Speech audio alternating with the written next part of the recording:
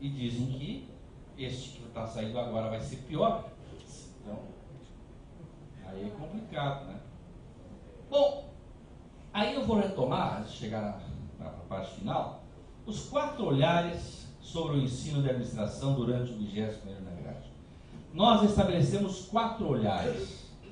E eu gostaria que esses 4 olhares, um apelo, um pedido, que vocês adotem esses 4 olhares nas vossas instituições de curso. O primeiro olhar é um olhar sobre o contexto.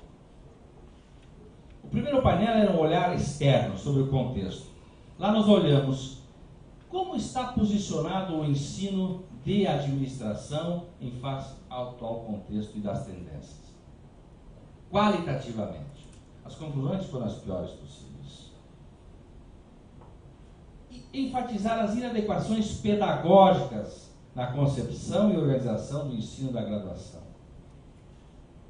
E quais seriam as mudanças necessárias? Esse foi o primeiro painel e o primeiro grande olhar.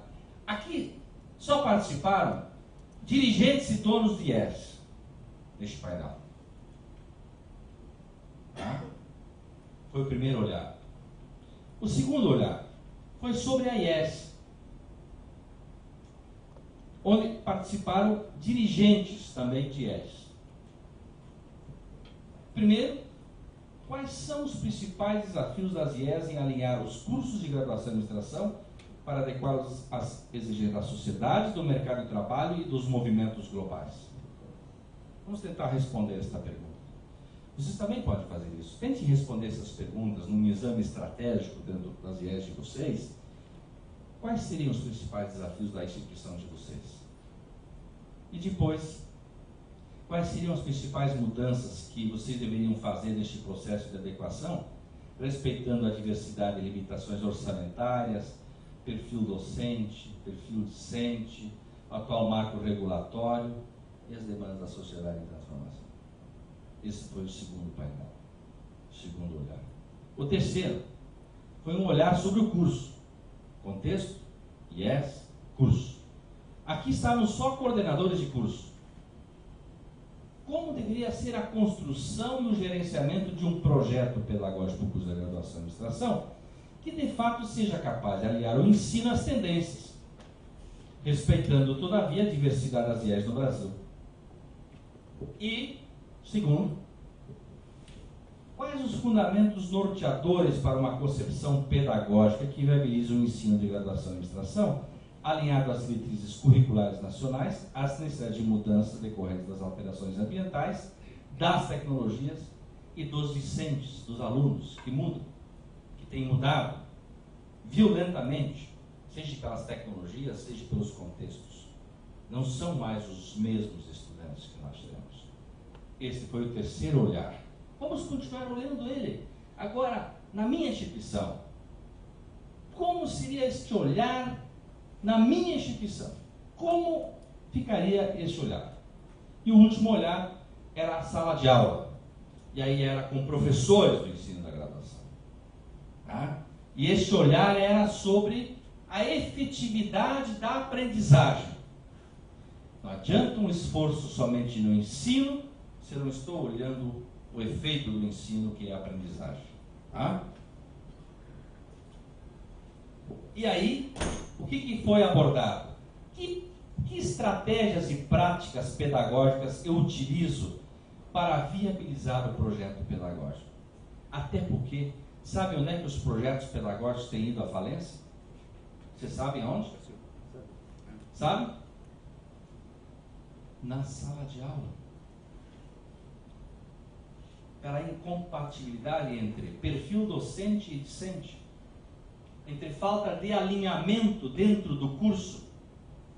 Então, este foi um olhar com o ensino que contemple a diversidade discente e melhore a efetividade docente.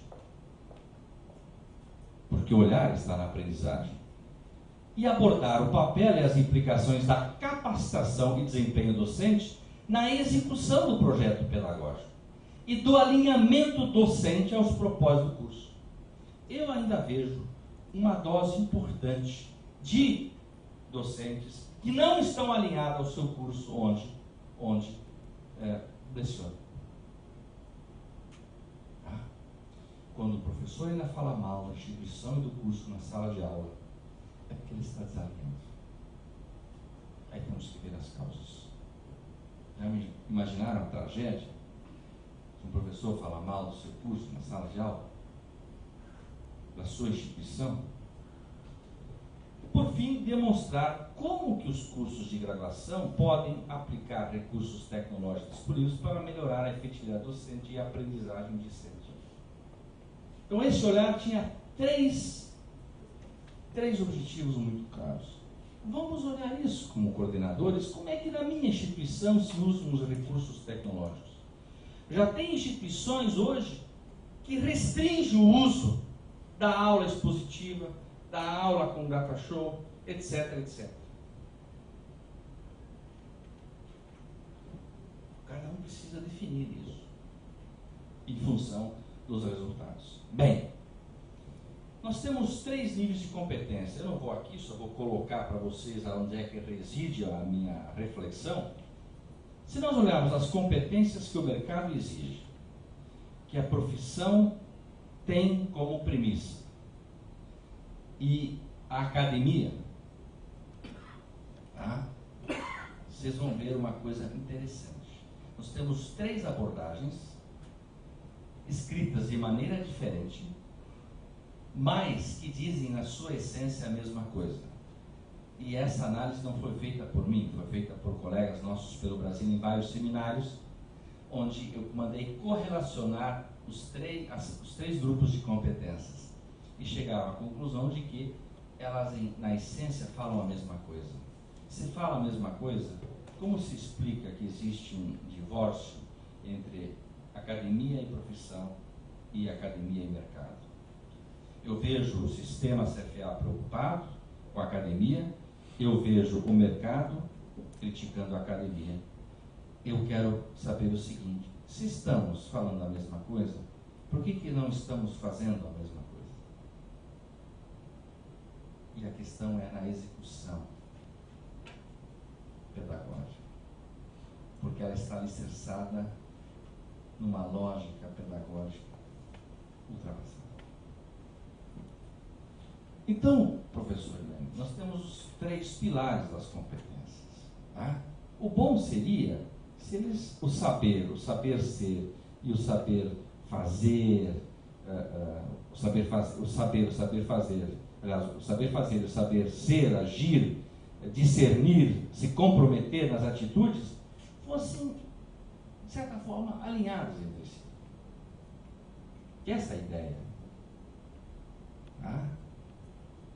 Mas, na verdade, não é isso que a gente observa. Acho que nós estamos indo bem na parte do conhecimento, mesmo que seja pela abstração, pela exposição. Mas nós falhamos nas habilidades, e mais ainda nas atitudes que praticamente ficam a descoberto. Então, os pilares que sustentam as competências, eu sinto que eles estão, os pilares, duramente desalinhados entre si e comprometem o desenvolvimento das competências. E agora vou fazer aquela pergunta mais simples das diretrizes.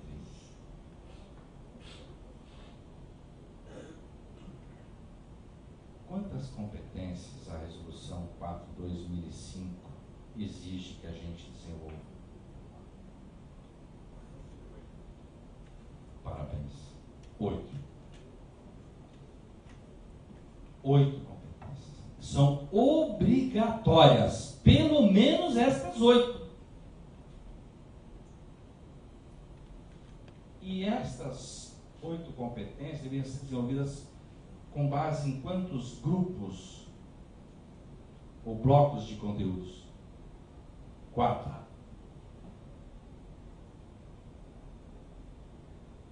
O que mais as diretrizes nos obrigam? A termos claro o objetivo do curso, perfeitamente contextualizado, o perfil do egresso, coerente ao objetivo do curso, os conteúdos mínimos obrigatórios, mínimos, máximos liberdade total de alocação desses conteúdos e 8 competências mínimas obrigatórias, nos dando a opcionalidade do estágio e do trabalho de curso. Ponto final. Só isso. Mas nós não estamos nos aproveitando disso. Se formos retomar essa aí, a matriz antiga, eu diria que hoje nós estamos muito mais trabalhando em pessoas que estão nesse quadrante aqui. Tem um conhecimento acumulado alto, mas a sua capacidade de intervenção no ambiente, ela é baixa. E, na verdade, nós deveríamos ter pessoas com conhecimento acumulado alto e com intervenção ou capacidade de intervir no ambiente alto também.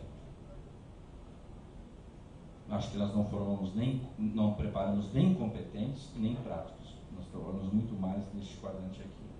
Alguns se posicionam mais embaixo aqui, trabalham de forma razoável os conhecimentos, mas eu acredito que não trabalham suficientemente a parte atitudinal e das habilidades.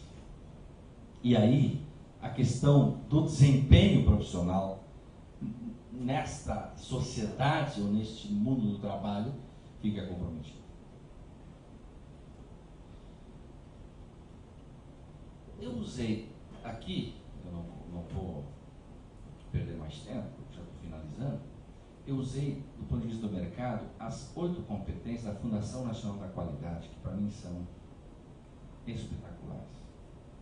São 8. Quer dizer, o executivo hoje na empresa tem que saber posicionar a organização, identificar mudanças externas, reunir as melhores cabeças, saber avaliar pessoas, formar equipes, estabelecer objetivos, fixar prioridades e enfrentar forças externas. São 8.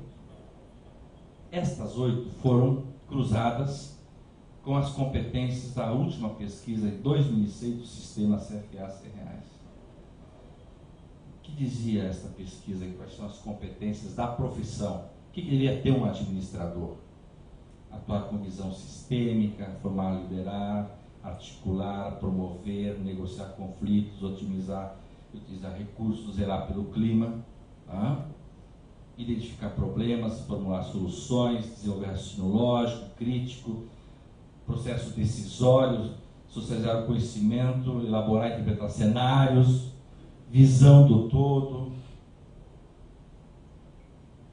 relacionamento interpessoal, adaptação à transformação, liderança, criatividade, inovação, comportamento ético, profissionalismo, comprometimento, aprendizado contínuo, atitude empreendedora.